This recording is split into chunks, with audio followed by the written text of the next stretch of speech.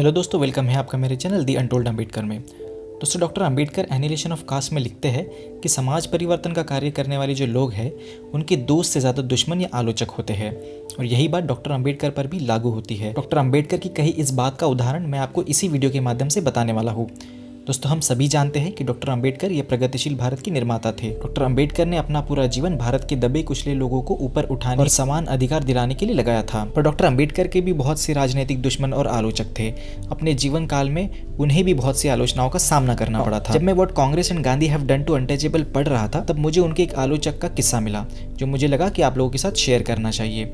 इस बात से ये भी हमें पता चलता है कि गांधी जी और कांग्रेस डॉक्टर अम्बेडकर को अपना कितना बड़ा दुश्मन मानती थी। दोस्तों, कांग्रेस के नेता हमेशा से गांधी जी को दलितों, पिछड़ों और मुसलमानों के नेता के रूप में प्रेजेंट कर रहे हैं, ताकि वो दलितों, पिछड़ों और मुसलमानों का इस्तेमाल अपनी पार्टी को बढ़ाने के लिए और सत्ता में रहने के लिए कर सके। ऐसे ही कांग्रेस के एक नेता थे Rai Bahadur Meharchand Khanna. Depress class league के द्वारा 12 अप्रैल 1945 में अछूतों की एक सभा में बोलते हुए राय बहादुर खन्ना कहते हैं कि अछूतों के सच्चे मित्र अगर कोई है तो वो गांधी जी है। आगे वो बताते हैं कि गांधी जी ने अछूतों के लिए आमरण अनशन किया था और गांधी जी की वजह से ही पूना पैक्ट के द्वारा अछूतों को मतदान का अधिकार मिला और विधिमंडल में प्रतिनिधित्व मिला। अब पूना पैक्ट क्या है और किस तरह से SC/ST लोगों का पूना पैक्ट से नुकसान हुआ है, ये अभी तक SC/ST के लोग जानते नहीं है। पूना पैक्ट को लेकर जल्दी ही मैं एक वीडियो बनाने वाला हूँ और इसमें पूना पैक्ट को लेकर सारी बातें मैं कवर करूंगा।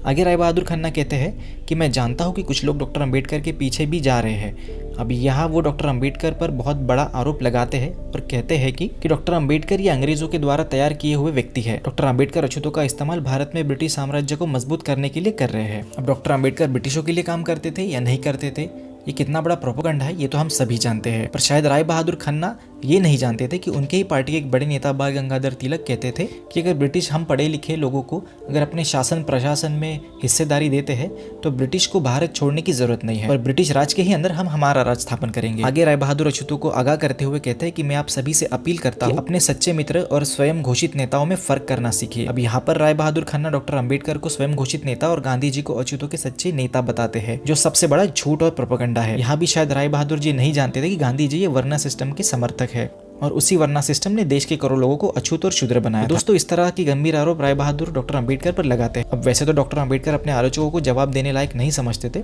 पर इस आरोप का उन्होंने अपने अंदाज में ही जवाब दिया था। डॉक्टर अम्बेडकर लिखते हैं कि राय बहादुर खन्ना से काले चरित्र के व्यक्ति भारतीय राजनीति में नहीं हुआ है। राय बहादुर किस तरह से दल बदलो ये भी डॉक्टर अम्बेडकर आगे बताते हैं। एक साल के अंदर ही राय बहादुर खन्ना ने 3 तरह की भूमिका निभाई है।